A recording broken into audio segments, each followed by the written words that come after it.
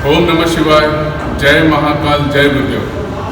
दोस्तों, आप सभी को महाशिवरात्रि की बहुत बहुत बधाई हो।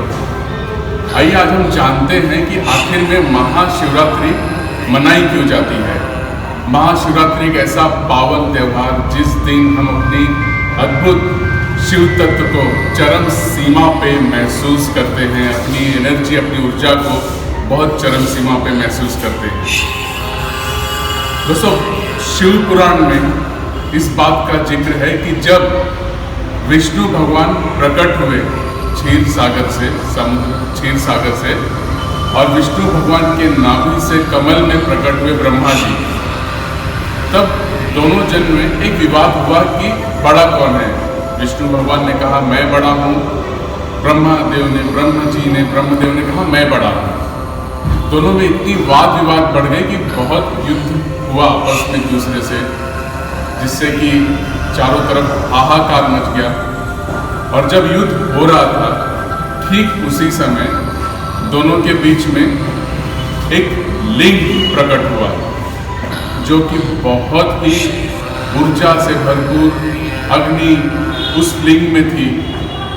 उन दोनों जनों के बीच में, जिसका न कोई और था, न कोई छोर था, न आदि था, न अंत था, लिंग बहुत ही एक ज्योति के साथ, अग्नि के साथ प्रकट हुई।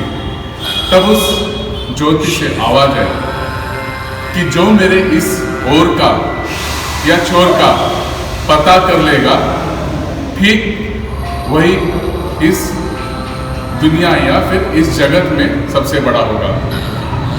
ये सुनते ही विष्णु भगवान शुक्र का रूप धारण करते हुए लिंग के नीचे की तरफ गए और ब्रह्मदेव हंस का रूप धारण करते हुए लिंग के ऊपर की तरफ। विष्णु भगवान बहुत नीचे तक गए, बहुत नीचे तक चलते गए, लेकिन उसका और नहीं मिला।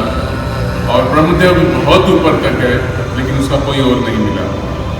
हालांकि ब्रह्मदेव ने बाद में, जब विष्णु भगवान आते हैं और उस लिंग के सामने बोलते हैं कि मैं नतमस्तक होता हूँ, मुझे इसका कोई और मिला ही नहीं।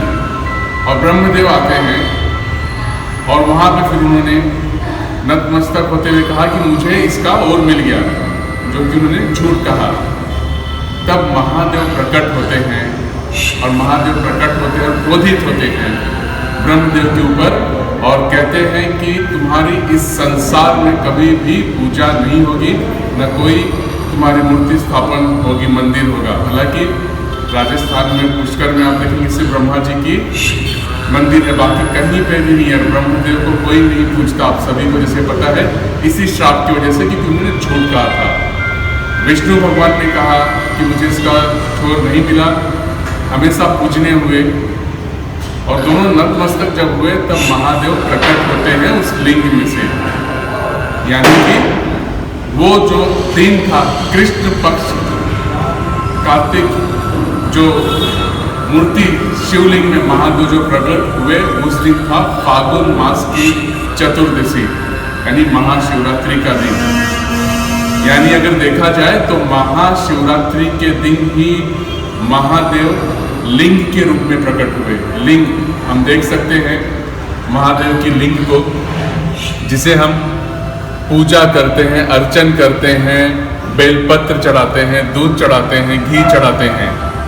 तो महाशिवरात्रि के दिन ही महादेव लिंग के रूप में प्रकट हुए, ज्योति के लिंग में प्रकट हुए, ज्योति के रूप में प्रकट हुए।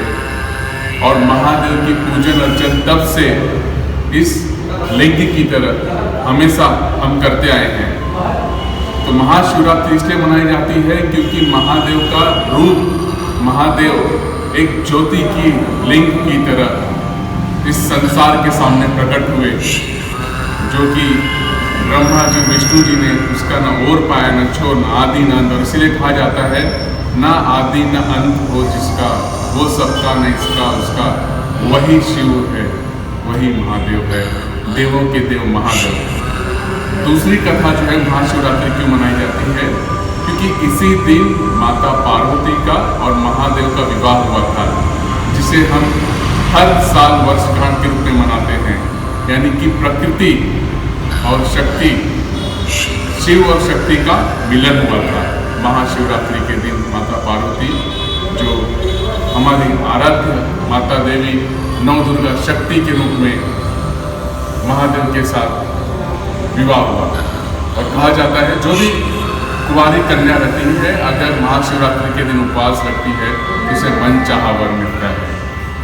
तो दोस्तों ये दो रोचक कहानी थी कि महाशिवरात्रि क्यों मनाई जाती है। महाशिवरात्रि हर साल फागुन मास के चतुर्दशी के दिन मनाई जाती है, जहाँ पे कि महादेव लिंग के रूप में, ज्योतिर्लिंग के रूप में प्रकट हुए थे इस संसार को आशीर्वाद देने के लिए, सारे कष्टों को दूर करने के लिए।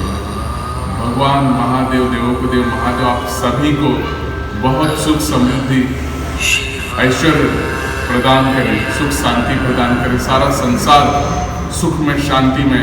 तो यही मेरी आप सभी को एक ब्लेस महादेव, हम नतमस्तक होते हैं उनके चरणों में और संसार के सारे कष्ट को दूर करें।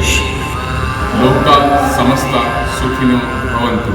आप सभी को महाशिवरात्रि की बहुत बहुत बधाई हो। ओम नमः शिवाय। जय महादेव।